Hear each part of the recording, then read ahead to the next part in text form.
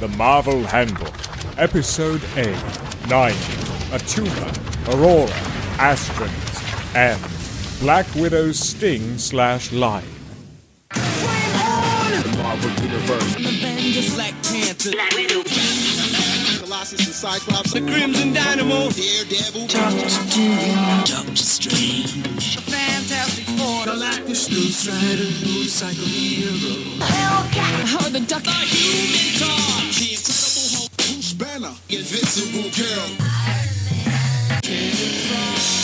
MODOK, Mr. Fantastic, Prince of the Deep, Nightcrawler, Odin, Power Man and Iron Fist, Professor X, the Punisher, Big Jones, Sergeant Fury, the She-Hulk, Silver Surfer, Spider-Man, Spider-Woman, Storm from the X-Men, the Thing, Ben Grimm, the Mighty Thor, Stadium Man, Wolverine,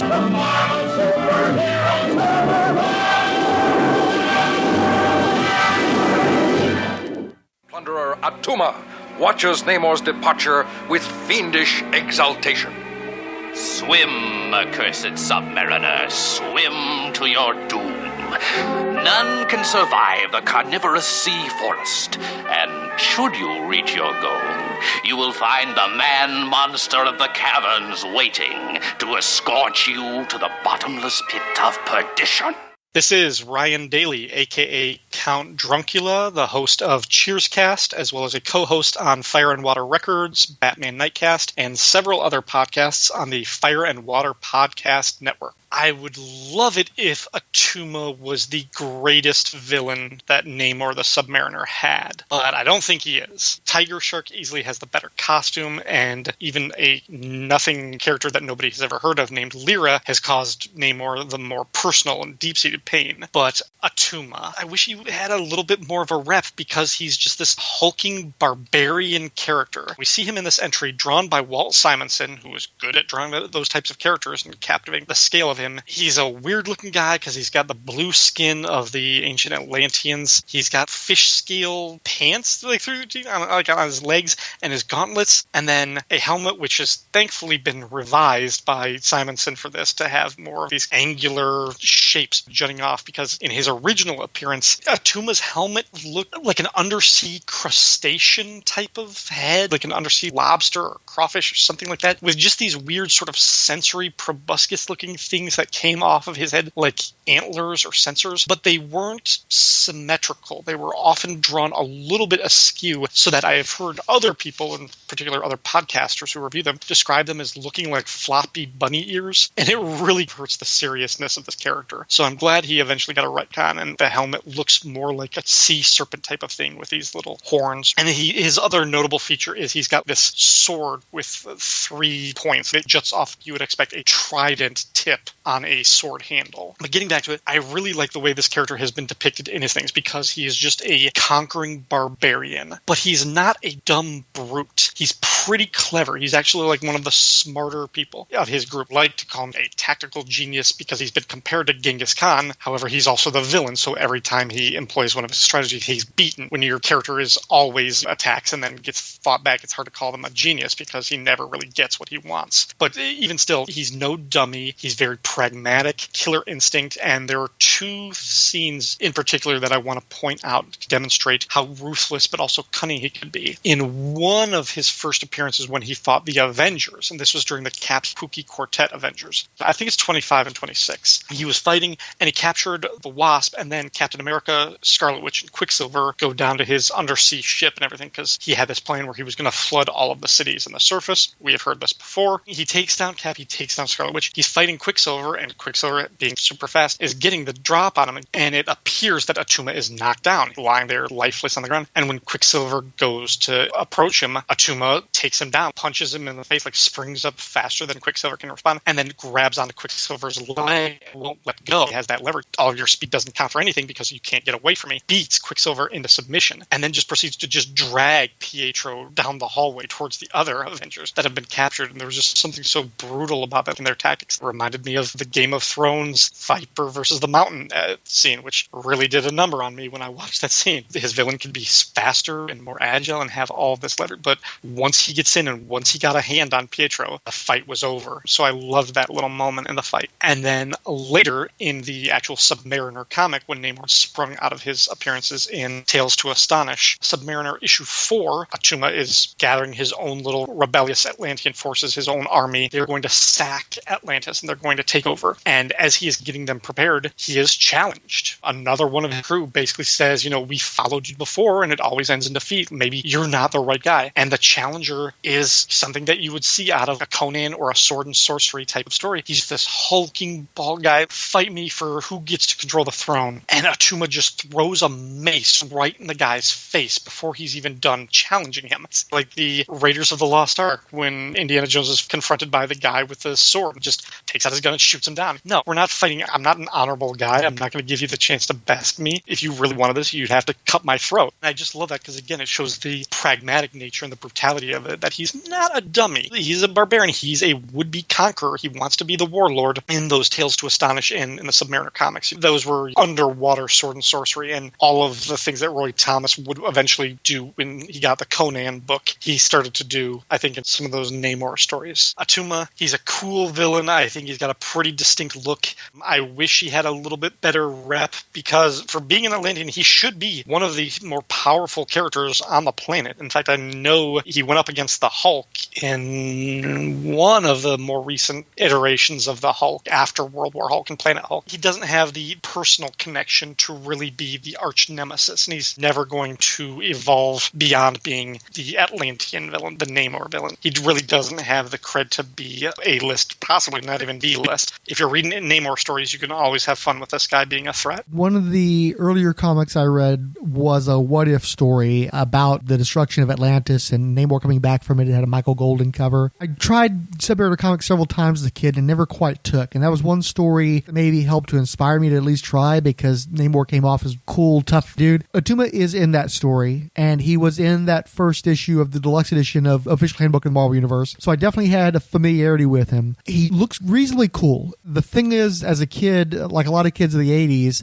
I judged everything through the spectrum of G.I. Joe and Transformers and Conan and that sort of thing. To ATTUMA's credit, he does look like a barbarian warlord. In that what-if story, he was played that way, and he was drawn by Mark Silvestri when he had a stronger John Buscema influence, and so he came off as like one of the god kings that Conan would slay. And in that particular what-if, he does slay ATTUMA. But the problem is, ATTUMA is sort of a thuggish figure. He's not the person that sets events in motion that put him on the throne. It's a boss battle, but it's not the most compelling of bosses. If you're asking me to name some Namor villains, that's definitely one of the first ones I would name. But as you say, he hasn't had a lot of appearances. Most of those appearances are in the context of, hey, look, it's Namor's villain. He gets beaten every single time, and he doesn't have one of those moments where you're like, oh, wow. You mentioned that Quicksilver encounter, which sounds cool, but I didn't read Avengers into the early 20s, if I recall correctly, and I don't know if a lot of people did, because I think that was when... who was drawing the book at that point? Was it Heck? Or doing the finishes? That was still a Don Heck issue. Yeah, so it was kind of past the point where a lot of people see as the seminal Avengers stories, and especially because his head is sort of being eaten by a creature. He reminds me a little bit of Manape, another one of these guys who's big and brutish and is kind of cool, but he's also the guy that heroes get together and beat up on. I think there's a lot there. The image by Walt Simonson looks great. He looks very impressive. I'm not sure the perspective on the trident sword thing works that great, and also as many pointy things as there are on that sword, even as a kid I thought it was a little silly looking, a little impractical, but I think the basics of the design are nice. I think that the potential in terms of just being visually striking are there, and certainly as a guy who fights Namor, he should get a lot more cred. Lower level Superman villain is still a Superman villain. Anybody else should be shook, and unfortunately that never seems to come across with ATTUMA. It's a shame, but I think the elements are there. He seems like one of those kind of guys where if we were to get a good adaptation into some other media, he could end up being what happened with Manape again, who's a guy who was a joke for decades,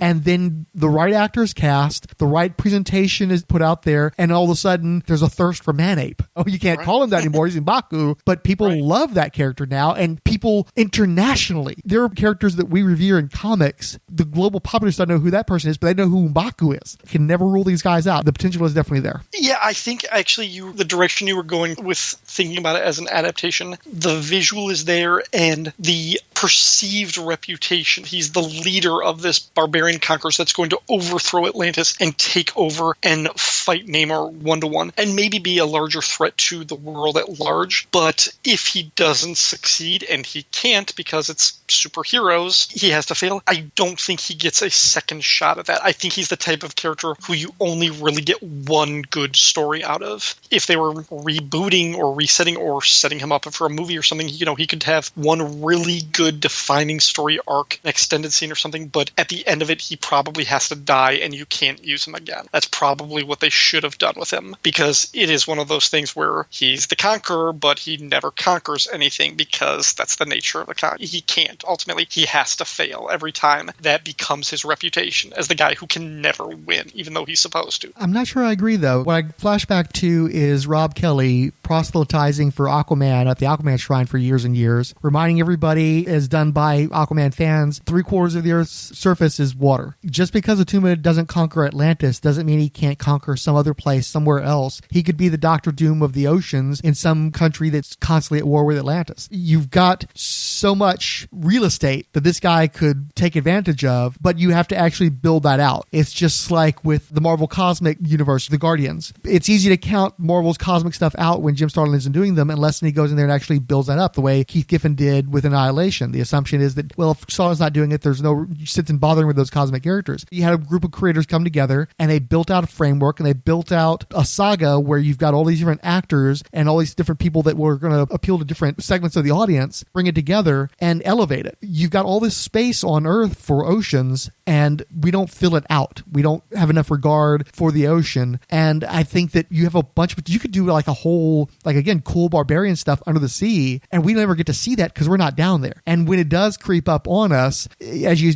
pointed out, there's been a number of Atlantean invasions of the Earth and they're always getting thwarted because they always seem to target New York, the one place with the highest concentration of superheroes. If these guys would just come out of the ocean at some other part of the planet, they could take that over. It's comics. They could take over Australia if they want to. Sorry, Paul Hicks and company. There's no limit to what you can do as long as you have the imagination and the will to actually take a chance with something like that. So I'm not willing to count ATTUMA out. And the thing is, I'm not coming at this as some sort of a fan. It's like, oh my God, ATTUMA's the greatest. I'm not even a big Submariner guy because I don't tend to enjoy most of the stories of his I read. But I think that he actually almost has a unique position because he has a greater, no pun intended, but a breadth and depth to work in than most any other villain that's out there because we don't know what's going on under the seas. Okay, I mean, okay, that might not be my take, but yeah, I can see that. Yeah. Hey! Do not struggle, mon ami. You wouldn't want us to drop you from such a height, no? Mon Dieu, Wolverine, stop fighting us. Please, mon ami, do not force us to do this. Better listen to the Frenchies, fella.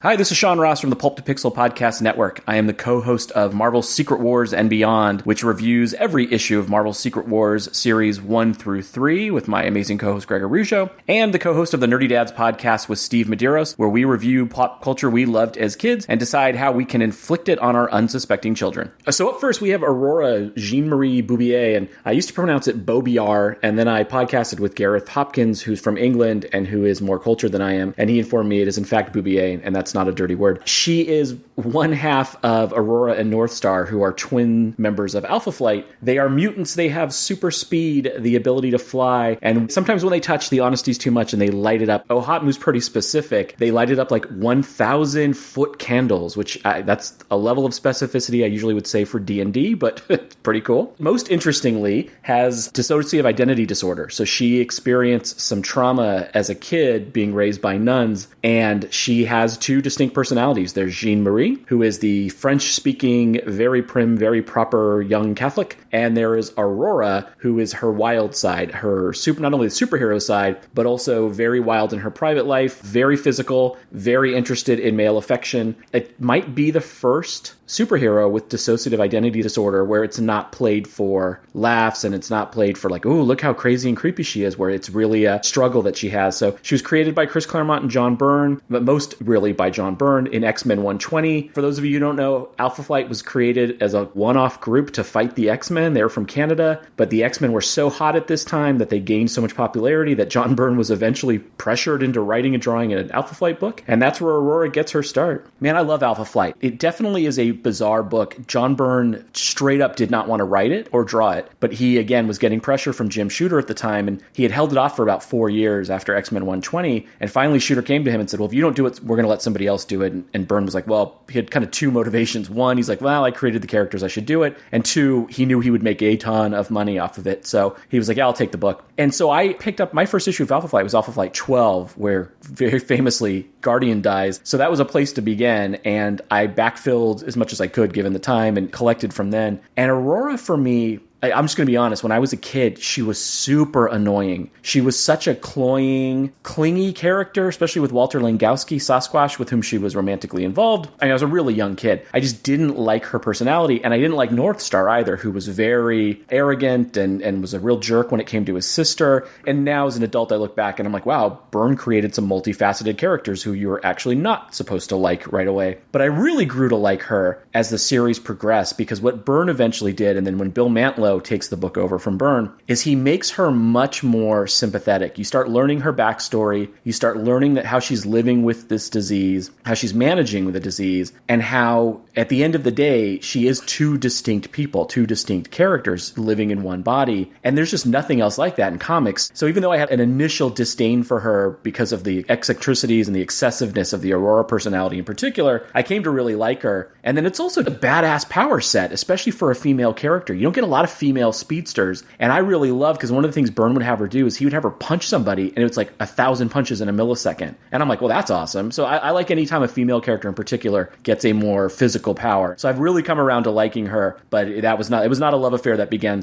very smoothly. That's common with a lot of people. We've talked a lot in modern times, especially with social media, about cishet issues where the default is white, straight, male most of the time. And there's a tendency to not have a lot of patience with people that are different, especially I think oftentimes when it's of your own race. If somebody presents some sort of a problem that you're not used to, like a mental health disorder or a gender identity issue, you're immediately what we would refer to as phobic. You just don't want to deal with it and put it off to the side. And you're talking about how this character wasn't easy to deal with like most superheroes are. And so the first reaction is like, I don't know about this one. And then you realize, well, she's got a lot more going on. Her life isn't as easy as a lot of other superheroes. And you were eventually drawn to this thing that was originally you were averse to, is that she's somebody different. She brings something different to the table, and something that speaks to life makes her a more important character than just some cool Avenger. Well, that person's awesome. I'll just like them and not worry about this person. The demand's a little bit more from me as a reader. Yeah, and neurodiversity was not a thing back in the 80s. The only neurodiverse characters were bad guys. They were villains, right? And this was in any media. You know, you'd have the quote-unquote schizophrenic person who would commit crimes with one personality, and sort of Dr. Jekyll, Mr. Hyde misnomer. So to get a heroine who was struggling with something, and Byrne has his issues, and actually I wish I had never followed John Byrne on the internet, because my opinion of him has changed a bit, but you can't deny the man's talent. And when he built Alpha Flight, he very purposely stacked it with characters you just don't see. Like, you know, you have Puck, who's a condoplastic dwarf, and you have Aurora, who has a dissociative identity disorder, and you just have this litany of very interesting characters. I've come back to her in a big way, and I really appreciate her as a character. And in fact, I lament that she doesn't have a more active role. Like in the current Marvel Universe, it's bizarre to me narratively, but Alpha Flight is a space station, and the members of Alpha Flight, some of them serve with Carol Danvers, Captain Marvel, as sort of the first defense in space. And I'm just cool with the fact that they're still getting some airtime, but it's a weird thing, honestly. I'd rather they were back in Canada and fighting Canadian things, like poutine or something. I'd love to see more attention given to her, but she definitely was way ahead of her time and is a character that I think in retrospect has become way more important. I've wondered if John Byrne wasn't reading Defenders, a book that was defined by its weirdness, by its not adhering to the conventions of superhero teams. Being a guy who, I think, was he still doing X-Men when he launched Alpha Flight? Or no, he was doing Fantastic Four, right? Yeah, no, he had moved on to Fantastic Four. And so Fantastic Four, despite his intentions to modernize them, was still a fairly conventional team. And so I feel like because he was pushed into doing Alpha Flight, he decided he was going to get weird with things too. And like the Defenders, Alpha Flight is not a concept that the fan fully embraced, it seemed like. A lot of fans just didn't seem to be comfortable with going off script, off of the template. And it seems like those concepts have both been punished for it, where there's just this distance and there's been this constant attempt to reinvent them as something more like what other superhero teams are, where the essential appeal of these teams, and I think one of the reasons why they fail so hard when they keep trying to bring them back, is they're trying to treat a circle like us, where you just can't do that. They have to be this odd thing because that's the reason they exist. And especially these days when there's a billion Avengers teams, there's a billion X-Men teams, don't you want a different flavor? Do you just want everything to be the same? Not only do you need characters like Aurora, who's showing a different life circumstance than your average hero, but I think you also need teams like Alpha Flight that shows that super teams don't just have to be the Avengers all the time over and over again. Yeah, I completely agree. I don't want the Canadian Avengers. If they're going to reboot Alpha Flight, I want Alpha Flight. Byrne has said in interviews, look, I was so resistant to doing another team book that I just dove into the characters, and I thought, well, if they're going to give me carte blanche, I'm just going to delve into these weirdos I created. So you're right. He really treated this as a character study. And I think it's funny because if you talk to fans around our age, they love Alpha Flight. Alpha Flight was a really, really impactful book for a lot of us because it was so weird and different. But man, if you take a dive into any dollar bin or 50-cent bin in any comic book store in America, you could pretty much piece together a complete run of John Byrne's Alpha Flight. So you're right. There's sort of two things at play. It was ordered big in the 80s because it was Byrne. It didn't sell big in the 80s because it was so strange, but it definitely has gained momentum in retrospect because it was so odd and it was such a unique group of characters that we honestly haven't really seen since. And what's also curious is that you've got twin siblings. They used to act alike, dress alike, because Northstar was revealed to be gay in the 90s, and it was always something that Byrne had intended, so it's another instance of him being far ahead of the curve in comics. And because Marvel looked at Northstar and went, hey, we have a gay, we're seeing Northstar a lot these days because it's hip to have that representation, and yet Aurora has just completely disappeared. You still do not see her, and this is a person who literally was the fraternal twin to Northstar, but because she's not gay, because she represents a different mental health state, and it's not hip to focus on that, she's just gone. So it says something about where we are culturally. It's like, well, we finally have a place for a gay hero, but we're still leaving this other person behind who should absolutely be right there with him because it's his twin sister, for God's sake. Yeah, I think there's a little bit of fear, too. I think there's probably some trepidation on the part of some writers of like, well, how do I address a neurodiverse character in a way that's, not, I don't know, in a way that's understanding, but is still forwarding character and narrative. So I think there might be a piece of that, too. But forget that, man. Just use the character. She's amazing. And she has a great visual. Aurora and Northstar costumes are two of my favorite of all time. The beautiful simplicity of the black and white is really, really nice. And I think she has such a great visual, such a great power set, and then such an interesting background that, yeah, I just don't understand why we can't have, her very present in the Marvel Universe. Great entry art, too. Again, it's John Byrne's character, so he draws her and does a really nice job. She's got a great physique without emphasizing sexuality at all. The costume is so simple, it doesn't really allow for a sexualization of the character. She just looks like a proud heroine. There's no indication that there's anything different about her from any other standard heroine. She looks great. And when you see her like this character looks awesome. She's got a cool name. She's got cool powers. Why aren't we seeing more of her? Yeah, and Byrne would, later on in Alpha Flight, around issue 20, John Byrne has her change. She does an experiment with Walter Langowski, Sasquatch, and they change her powers a bit to where she's not quite as fast, but she can give off a bright light on her own. And they give her a yellow and white version of this costume, but it's way more bikini bathing suit with long boots. It's much more,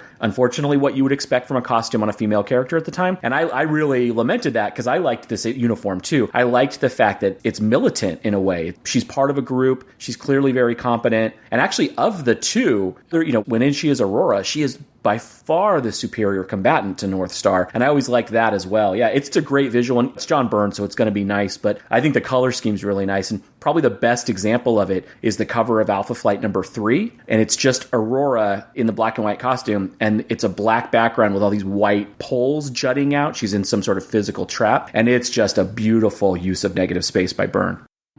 This man is not of the Confederacy. He has no business here. Well, then maybe it's time you made me a part of your little secret society. Impossible. For centuries, the Confederacy has had with 6 members. To add another would desecrate the order. This is like a room full of Democrats. You get your rules and your regulations. Who's really in charge here? This is a Confederacy. All voices are equal. Though, Crixon is often considered the most wise amongst us. The fact remains, there is simply no place for a human amongst us. This is Diabolu Frank. You may know me from the ATTUMA segment and the AURORA segment. And despite some modest efforts on my part, I'm afraid I'm going to have to go solo for the alien race, the ASTRANS. For some reason, Patty Cockrum drew the alien race entry in a way that make the race appear to have Professor Zoivods growing out of their abdomens. In the comics I went through to research this entry, I don't believe they ever showed the abdomen. These guys pretty much look human. Got the same number of fingers. They don't have toes. They don't appear to have hair of any kind. They're bald. Their skin tone is yellow, very jaundiced. Again, in the hot mood, they're given a peachy flesh tone of a Caucasian. That's not representative of the comic. The main representative of this race is Molyb, M-O-L-Y-B, better known as Metal Master to the degree they're known at all. Metal Master was one of the very first Marvel villains. He appeared in the last issue of the original Hulk volume, number 6. Very weird story, very weird time for the Hulk. They obviously hadn't figured the character out yet. He was green by that point, and he definitely had the surly Mr. Fix-It thing going on. However, Bruce Banner actually subjected himself to raids in a secret cave headquarters that would cause him to go back and forth between being the Hulk. I'm not sure why he chose to be the Hulk at any points in time. I assume a menace would show up. For some reason, he was having trouble transforming completely, though, and when he became the Hulk in order to fight the Metal Master, when he showed up on the New Mexico Army base where Banner works with the military, his banner head stayed in place while the rest of his body became the Hulk, and he just happened to have a mask of the Hulk that he was able to put on so he could go fight the Metal Master, who ultimately managed to beat the Hulk, and then the army tried to pull the face mask. Why they knew that was a face mask, I don't know, and it was a moment of tension, but apparently the Hulk's head had sprouted underneath the mask during the conflagration. So Metal Master basically shows up. He says he's been traveling throughout the universe for time immemorial, and of all the planets, Earth is the first one that has enough metal for him to want to conquer this planet. Even though we know that almost all space bodies, but certainly most of the planets, have plenty of metal on them. But for some reason, it had to be Earth. So the ASTRANS all have the ability to completely master metal at an atomic level. They can move metal atoms. And most of them are artisans. They just want to sculpt and chill. For some reason, Molyb had this desire to conquer, which did not endear him to his fellows. They exiled him from the planet. So he flies around on a spaceship. He makes it to Earth. He starts melting stuff all over the place. He starts with a rocket that was going to be launched at the New Mexico military base, army base. And then he just starts melting everything else in his path. And everybody's like, why are you melting stuff? And it's like, because I need you to tell me that I am the ruler of the world. And of course, Thunderbolt Ross is the head of this mission. So the last thing he's going to do is give this dude anything that he wants. And the guy creates cages and he melts all kinds of random stuff. The military keep trying to throw missiles at him. He just redirects the missiles and blows up parts of the base. The guy is just insanely powerful. He's one of those early Marvel villains where they hadn't figured out that they weren't DC. So when the Hulk shows up to confront him, Molyb's like, wow, you're really strong. We should team up. And Hulk's like, maybe, no, I'll do anything for myself. If I want to conquer the Earth, I'll do it on my own. And so they fight, and then Molyb manages to catch him with a hunk of metal to the side of the head, knock him out. That's when that whole silly mask thing happens. The military capture the Hulk. Hulk blames Rick Jones. He thinks that Jones was the one who told the military that he was wearing the mask. I don't know what Stan was drinking that day. And before you say, oh, well, because Jack Kirby wrote the story, Jack was off the book by this point. The story was drawn by Steve Ditko. And I got to tell you, Steve does a pretty darn good Hulk. I'm not a huge fan of Kirby's Hulk. It was a little too blocky, and the storytelling, it didn't really feel like his heart was in it, where Ditko's inherent weirdness jives with the Hulk a little better, I think. Now, if you tell me that Steve was the one who came up with the whole mask thing, okay,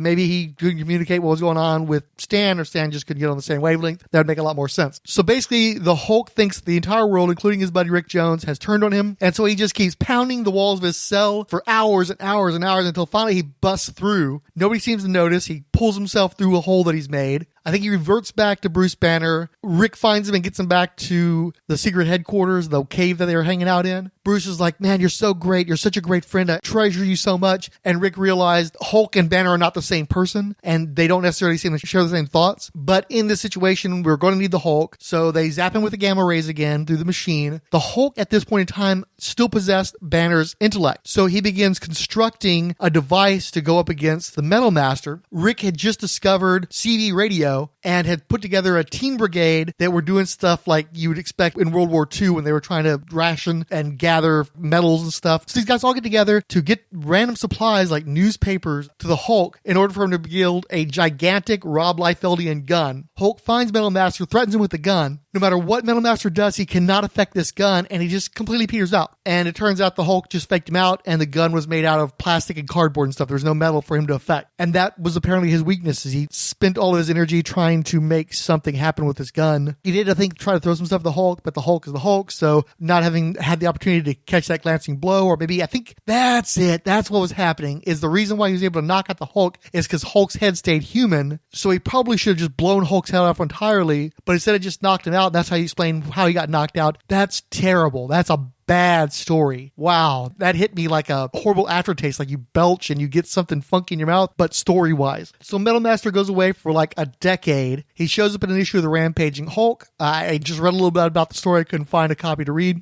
Probably the same stuff, but in black and white. And maybe he got some sort of an armor, because when he showed up again in an issue of ROM, he had like this very Secret Wars 2 Beyonder armor thing going on. And they did a retelling of his origin, but they screwed up a bunch of stuff, especially in terms of how he related to his alien brethren. Or maybe he was just deluding himself, because we haven't seen a lot of that in the last few years. Somebody who's like totally in need of validation, making stuff up and twisting the facts to their own justification. So anyhow, he fights Rom. He comes up with these metal spiders that are attacking people on Earth and stealing their metal so he can make more metal spiders or something. I don't know. Runs into Rom, is like, wow, Rom, you've got this cool armor. Nobody has armor like yours. I want to Metal Master you. And Rom, because he's a cyborg, even though he's somewhat affected by Metal Master's powers, he's got genetic material in his armor. He's not like Cyborg from DC Comics, where there's a point of demarcation where the robot stops and the human starts. Rom is this weird thing where it's all mingled together. It's all just a mass of organic and inorganic material. And so, for the most part, he's unaffected by Metal Master. And once again, Metal Master goes blit when he has to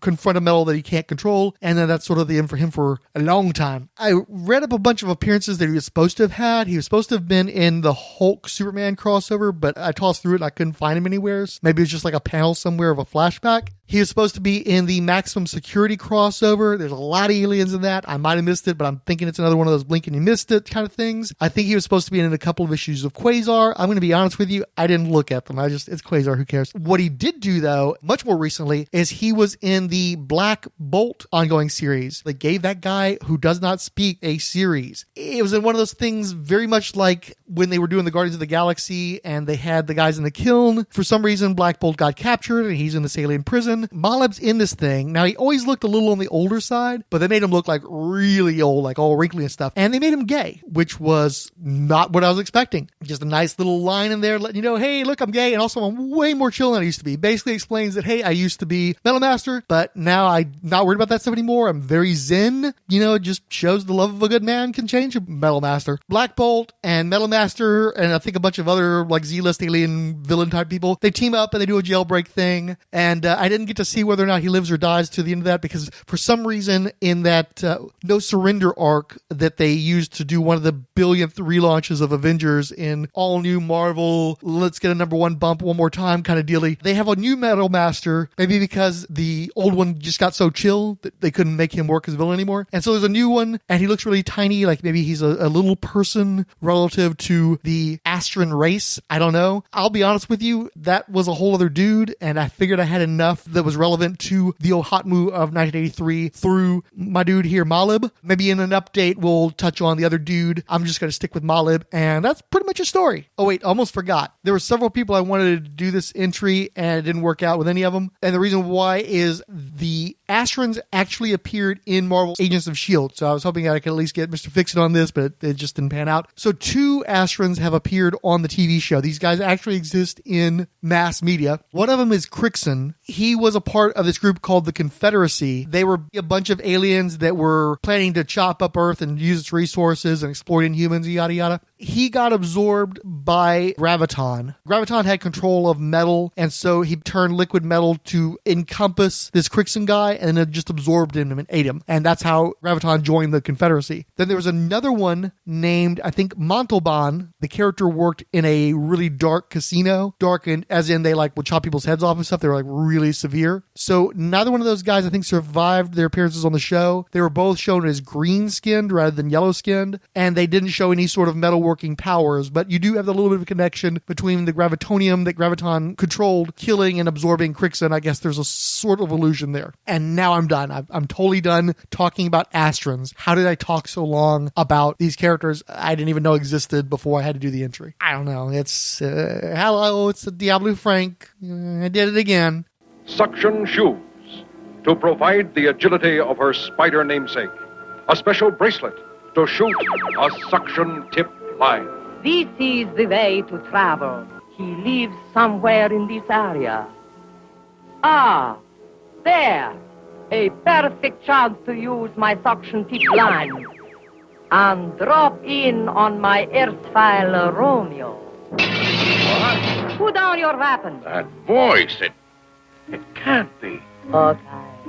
My love. Hello, this is Paquita Trotamundos. You have heard me from other podcasts like One Song Each. Today I'm going to be talking about the Black Widow Sting line. It is a bracelet that Black Widow wears, obviously, on her wrist. They showed a diagram on how it's supposed to work. Within the bracelet, you have the line, wire. The motor is reversible. There is a component here on the bracelet that says galvanic sensor trigger. To me, galvanic is when you apply the zinc to the material, carbon steel, stainless steel, to prevent rust, corrosion, and stuff like that. So I did a bit of research on what the galvanic sensor triggers are. There's actually a lot of sensors that they use for a human body to detect a change, but the most common one was more about sweat than anything else. Well, sweat. Very unprecise science to try to deplete this line, unless I don't know anything about Black Widow that people know in general that she can control her sweat. Those galvanic trigger sensors are very close connected to the piezoelectric transducer. So I'm guessing what they were trying to do is to combine those two pieces for the trigger. So between all the mumbo jumbo that is on the actual diagrams, for what I can figure out, the bracelet sends the change in the muscle on the wrist. Black Widow contracts, and that's what activates the bracelet. The piezoelectric transducer, an electrical piece that changes from pressure or heat. It senses the material's property and it converts it into electricity or current that is transformed to whatever you want to do. The ones that they're mostly used are for materials, stainless steels, carbon steels, or glass and stuff like that. You put these sensors, and if you apply force to it or if you apply heat, the material's properties or the material itself would change, and that change will create signal. So if you're wearing it close to the wrist and then you tense it up, obviously the muscles are gonna change the properties. They will become hardened. That most likely will activate the bracelet to shoot out. Once she relaxes the muscle, then that will contract. It does say that it's powered up by 6 batteries, for which I hope she has additional batteries or is rechargeable. So the wiring is inside the bracelet.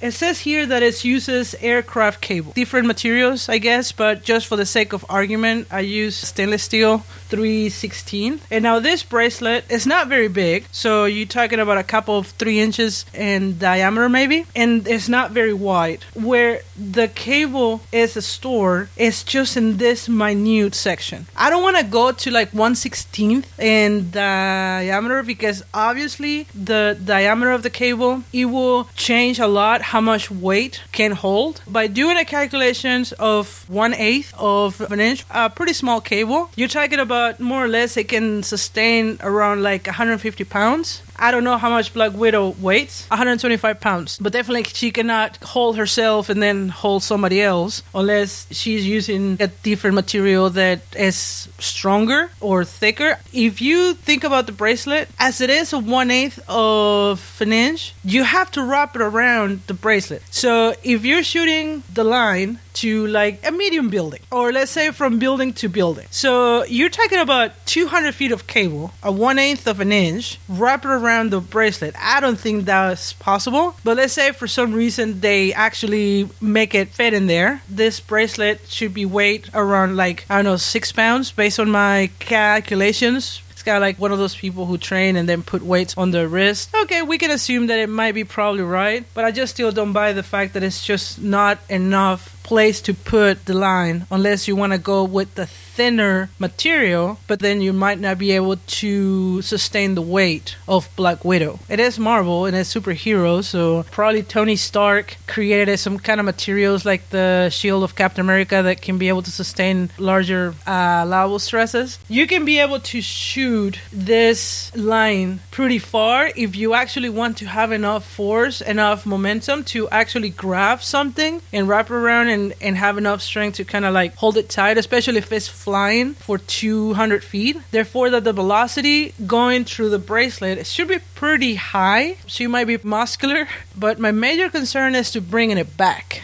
Let's say that you only shoot it for like 100 feet. In order for this to come back to it and make it quick, the velocity going back towards her, it should be pretty significant. If for some reason the grappling arms messed up in some way or somehow they get stuck, probably will cause an incident or something. The diagram does not say any specifications, obviously, because it's a comic book diagram, about what is the velocity it gets ejected towards, but at the same time, like I was talking, it should be pretty high if you want to be able to shoot this 100 feet away from you. How I'm guessing that this velocity is achieved is because they have compressed air lines. They have a solenoid activated air valve. So the solenoid valve opens the valve either 100% closed, 100% open, but it also regulates what percentage open and closed. And those kind of valves are used in industry a lot to be able to control from far away and to be a little bit more precise of how much product going through the system. So I'm guessing this is what they're using, the solenoid activated air valve. So based on the muscle tensing, if I only tense it halfway, I can only be able to deplete it for 50 feet. So I'm guessing that's what is controlled by how much the muscles are flexing. So once the muscles, let's say, senses like halfway tension, the solenoid valve opens only at 50% and therefore releases the compressed air based on the ratio of how much compressed muscles versus the line be depleting. I don't think that the compressed cylinders, the airlines, are big enough to actually put up enough pressure to throw the line far away. Based on the diagram that I'm looking at and with the assumption that the bracelet is approximately 3 or 4 inches, it seems that it's maybe an inch thick. So that means that the cylinders, based on the motor and all the sensing and valves and blah, blah, probably it takes 20-30% of the bracelet. So that means that the cylinders are pretty small. I don't think that there's enough pressure in those cylinders to actually make it to achieve that kind of velocity. If you look at the hook itself, let's imagine that whenever she triggers it, the line shoots out and you have 2 options. Either one, the line wraps around like we've seen it many, many times. And if the line wraps around the object, I don't know, a beam, or something in those terms. And now you have to consider too to what it wraps around, because let's say it wraps around somewhere that is not enough to hold. The cable might be able to hold her, but where it's hooking up to might not be able to sustain the weight and therefore buckle, collapse, break. So let's say that she placed it in a beam, the to-go place to hook up something, and you know that you're going to have enough strength to actually hold up the weight. But I just don't see any structural beams just being there and building. Now we have 2 scenarios. You either hook up to a beam by the liner wrapping around the beam. The weight can be sustained by the cable. The second assumption is that the arms are the ones that clutch into things. I cannot see the characteristics of the arms, but I'm guessing that they're thin. They have to contract and coming back to like a very tiny hole, half an inch, quarter of an inch. The whole umbrella mechanisms. When this thing is shoots, the arms opens up. Let's assume that the arms are the one clutching into something. Those arms are going to be able to hold the weight. Well, based on what I'm looking at here, those arms should be thin and they're made of steel. On that geometry, on that thickness, the steel does not have enough strength to hold the weight of Black Widow. All this discussion was mainly for the line. There's two different diagrams. One of them, I'm guessing, is for the line and the other one is for the sting. But it's really confusing. Maybe the right arm is the line and the left is the sting. I'm assuming, once again, that the piezoelectric transducer is on both of them. Because if you're going to be triggering something, you don't need two different mechanisms. It might be double A's or triple A's